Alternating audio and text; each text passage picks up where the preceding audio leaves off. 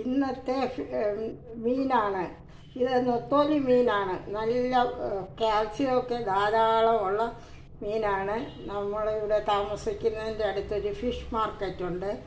ആ ഫിഷ് മാർക്കറ്റിൽ വിളിച്ചു പറയുമ്പോൾ അവർ ഇത് നല്ലവണ്ണം ക്ലീൻ ചെയ്ത് തലയും പാലും എല്ലാം കളഞ്ഞ് കഴുകി കൊണ്ടുവരും. പിന്നെ നമ്മൾ ആവശ്യാനുസരണം ഒരു 2-3 വെള്ളം കൂടെ കഴുകിയെടുക്കും.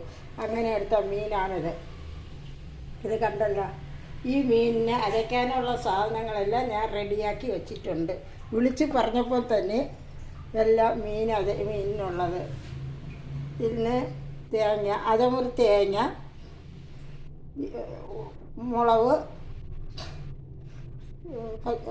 പിന്നെ ആവശ്യത്തിന് മുളകും തേങ്ങയും, ഉള്ളി, ചെറിയ ഉള്ളിയും കരിവേപ്പിലയും അരച്ച്, പിന്നെ പുളിഞ്ചിക്ക ഇട്ടിട്ടുണ്ട്.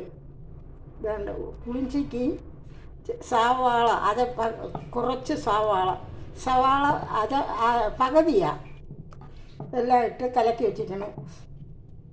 ഉപ്പിട്ടില്ല, കാരണം പുളിഞ്ചിക്ക ഉണക്ക പുളിഞ്ചിക്കാണ്, അതിൽ നല്ല ഉപ്പ് കാണും. അപ്പം നോക്കിയതിന് ശേഷം എടുക്കാം, ഉപ്പിടാം. ഇത് ഞാൻ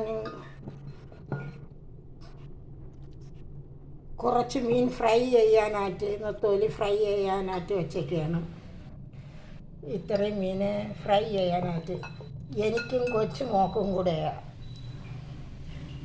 ഞാൻ ഇപ്പോൾ തേങ്ങ അരച്ചതൊന്നും കഴിക്കുന്നില്ല. അതുകൊണ്ട്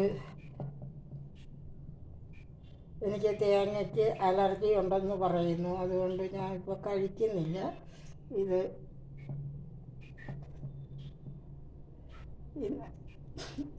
ചെറിയ മീനെങ്കിലും വലിയ മീനിനേക്കാളും നല്ല ഇതുള്ളതാണ്.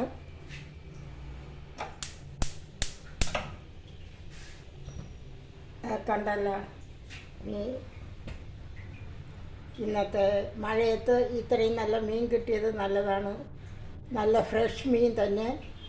ഇത് ഐസൊന്നും ഇട്ടതല്ല, നല്ലതാണ്. വിഴിഞ്ഞം കടപ്പുറത്തെ മീനാണ്. എല്ലാവരും കാണണേ.